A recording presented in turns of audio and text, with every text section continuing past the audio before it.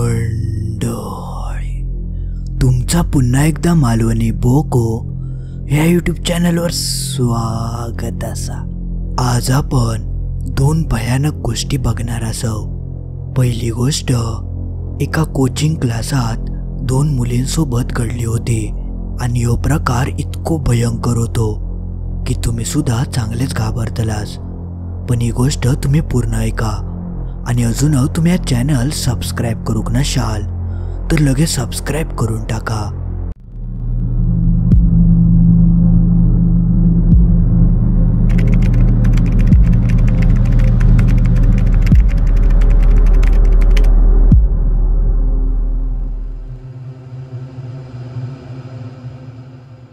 मी पूनम।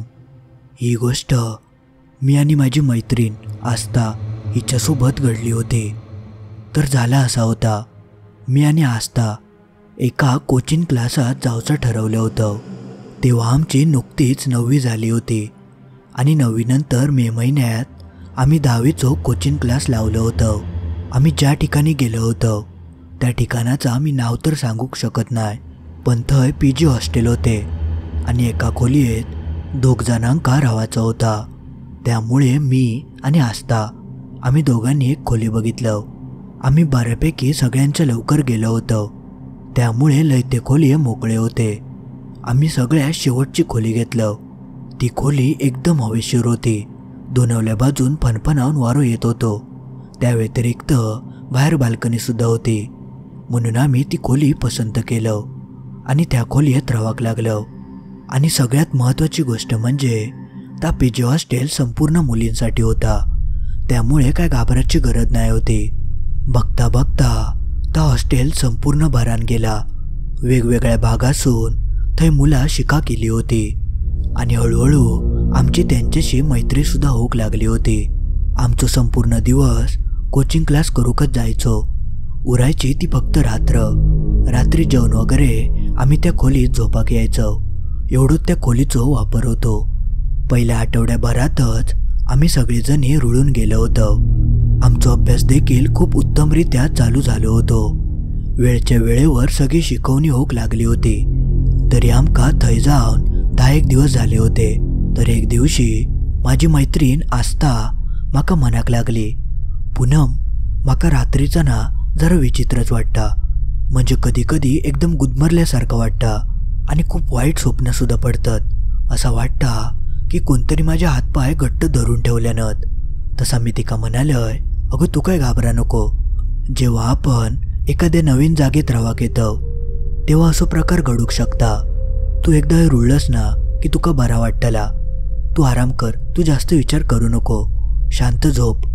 पण त्या दिवसापासून आस्था माका अधूनमधून ह्या नेहमी सांगायची की तिका वाईट स्वप्न पडतात, पण मी तेव्हा तिच्याकडे फारसं काही लक्ष दिलंय नाही। एखादो आठवडो तिचा तसाच चालू होता, पण त्या आठवड्यानंतर एक विचित्रच प्रकार माझ्यासोबत घडलो। एक दिवशी रात्री आस्था आपणच उठली आणि बाल्कनीत जाऊक लागली आणि अक्षरशः ती बाल्कनीत जाऊन मोठमोठ्यान रडाक लागली। तिच्या रडण्याच्या आवाजान माका जाग गेली। तसा माका जाणवला की ती कोणाशी तरी बोलत होती आणि बोलता बोलता मोठमोठ्यान रडत होती। तसा मी विचार केलंय की कदाचित हिने आपल्या प्रियकराक फोन लावल्या नसात आणि त्यांचं काहीतरी झालं असात आणि त्याच्याशीच बोलूसाठी ती बाहेर गेली, म्हणून मी तेव्हा सुद्धा तिच्याकडे दुर्लक्षच केलंय आणि गप्प झोपलंय। पण त्यानंतर पुढच्या दिवशी सुद्धा असंच प्रकार घडलो। ती रात्री अचानक उठली आणि बाल्कनीत जाऊन ती कोणाशी तरी बोलाक लागली। 2-3 दिवस तिचं असंच प्रकार चालू होतो। मग मी एक दिवशी तिका विचारूचं ठरवलंय की एवढ्या रात्री तू कोणाशी बोलतं आणि रडत कशा कसतं। आणि तसा मी तिका विचारलंय। त्यावर तिने माका जा काय उत्तर दिल्यान त्या उत्तर ऐकान माझ्या तर पायाखालची जमीनच सरकली। ती म्हणाली, मी कधी बाहेर गेलोय आणि मी कोणासोबत बोलतोय, तुका वेडबीड लागला काय? तसा मी तिका म्हणालय, माका येड नाही लागला, मी स्वतःच्या डोळ्यांनी बघितलंय आणि एवढ्याच जर असत ना तर तुझा मोबाईल दे।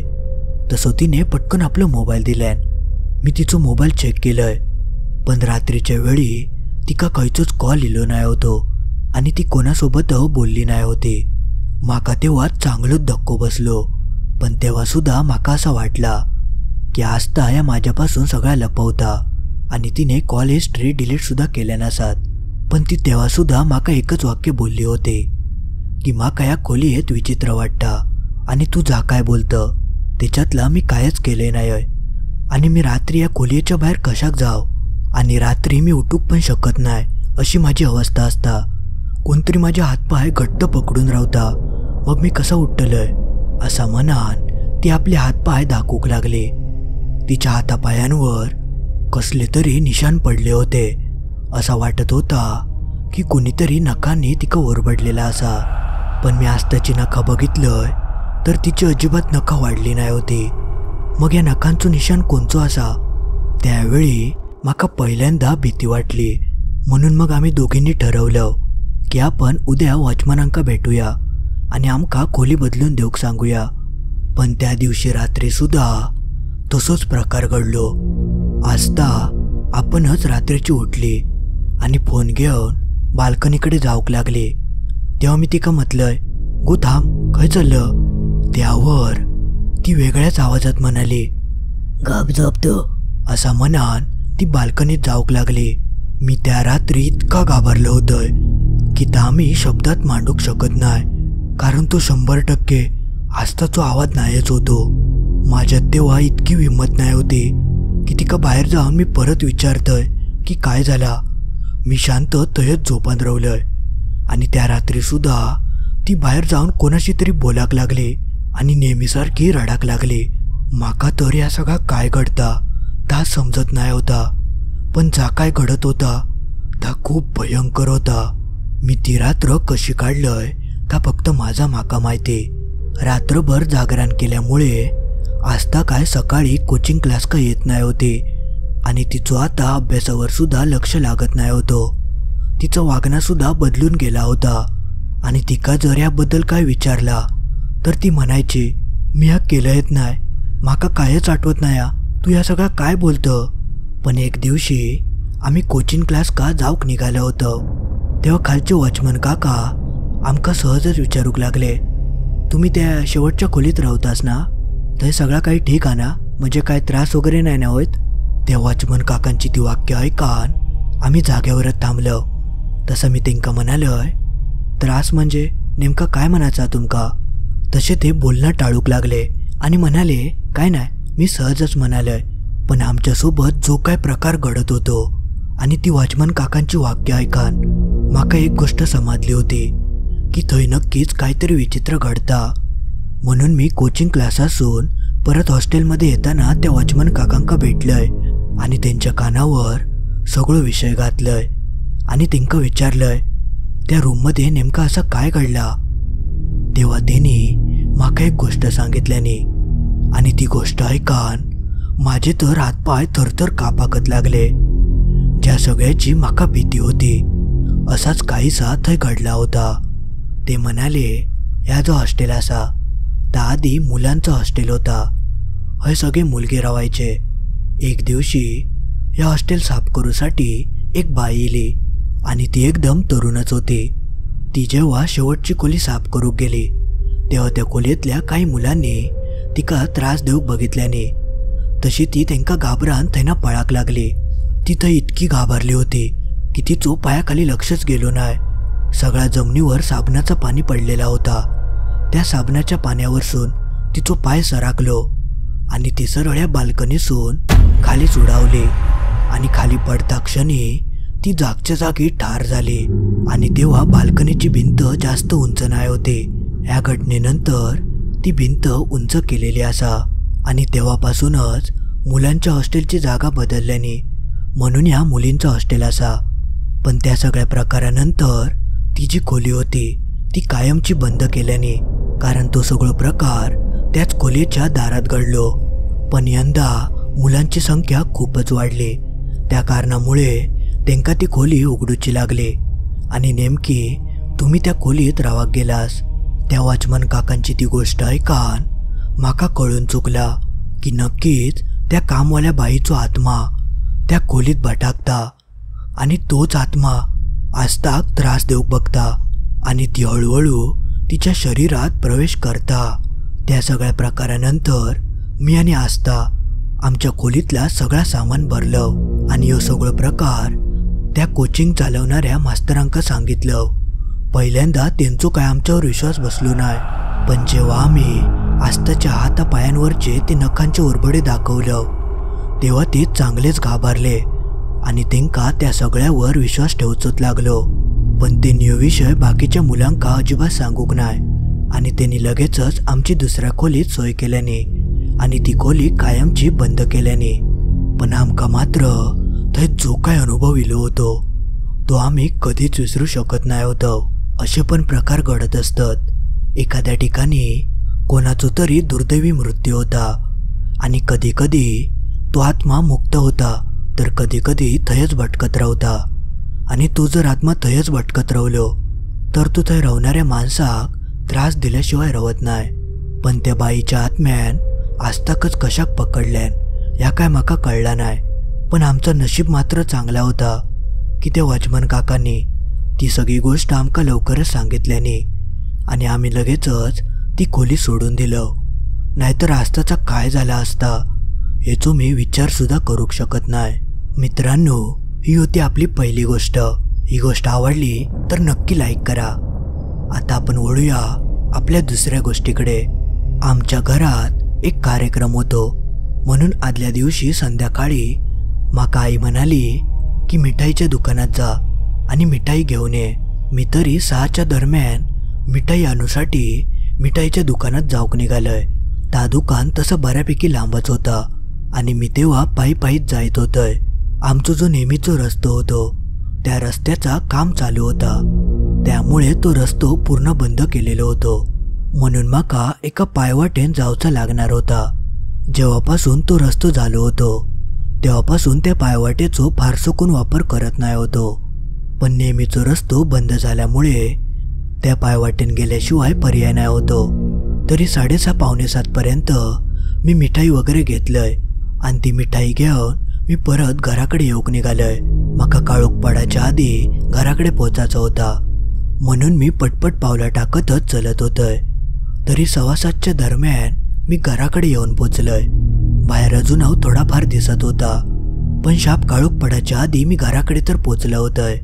त्यानंतर पुढच्या दिवशी आमच्या घरात जो काय कार्यक्रम होतो तो पार पडलो. पुढच्या दिवशी जेव्हा सकाळ झाली तेव्हा आई घरच्यांका विचारूक लागली की मी डब्यात ठेवलेली चपाती खाल्ली कोणी. नाही म्हणजे खाल्ल्यास तर काय नाही, पण माका सांगायचं ना, मी जास्तीचे चपाती बादल्या असतंय. पण तसे आमच्या घरातले म्हणाले आम्ही तर ती चपाती खाल्लो नाही. आमच्या घरातल्या कोणीच ती चपाती खाल्लेली नाही होती. तशी आई म्हणाली अरे पण असा कसा शक्य असा, एक तर मी गच्च डब्यात ती चपाती भरून ठेवलंय, मग आपल्याशिवाय कोण खातला. पण त्या दिवशी कोणी त्या गोष्टीकडे फारसं लक्ष दिलं नाही. पण पुढच्या दिवशी परत असंच प्रकार घडलो.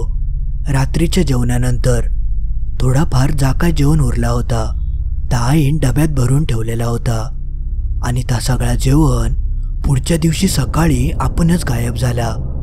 तेव्हा सुद्धा आईन सगळ्यांका विचारल्यान की हा सगळा कोणी खाल्ला. पण ह्या वेळेक सुद्धा आमच्या घरातल्यापैकी कोणीच त्या खाल्लेला नाही होता. ह्यो सगळं नेमकं काय प्रकार घडता ताच आमका समजत नाही होता.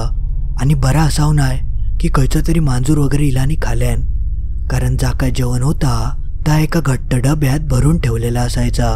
बघता बघता ह्यो असो प्रकार दिवसेंदिवस वाढतच चाललो होतो. रात्री ठेवलेलं अन्न आपणच कोणतरी खाऊन जायचा आणि या सगळ्या प्रकारानंतर आमच्या घरातले सुद्धा चांगलेच घाबरले होते.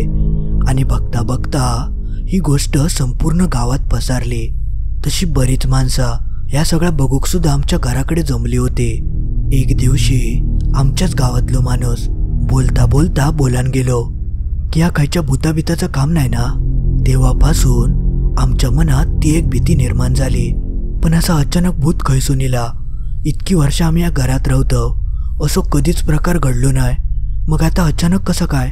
बघता बघता सगळेच जण असा मनाक लागले की तुम्ही एकदा बाहेर विचारून बघा. आता सगळेच जण मनाक लागले म्हणून मग आम्ही ठरवलं की कोणाक तरी विचारूया. मग आम्ही या सगळ्या बघणाऱ्या एका माणसाक गाठलं आणि ते का आमच्या घराकडे घेऊन इलं.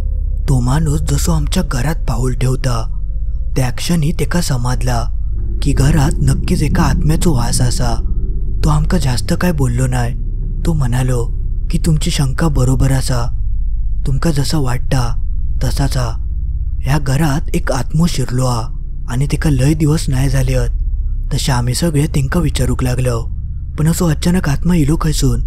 तसे ते थोडं वेळ शांत रावले आणि त्याने आपले डोळे घट्ट मिटून घेतल्याने काही वेळान ते आमका विचारूक लागले की तुमच्यापैकी कोणी या घरात मिठाई घेऊन इला काय. त्यांची ती वाक्य ऐकान माझ्या तर काळजात धस्सत झाला, कारण या मिठाईचा तेंका माहितीत नाही होता. तरी सुद्धा तेंका समजला होता. तसा मी म्हणाले, होय मी एकदा संध्याकाळी मिठाई घेऊन इलं होतंय.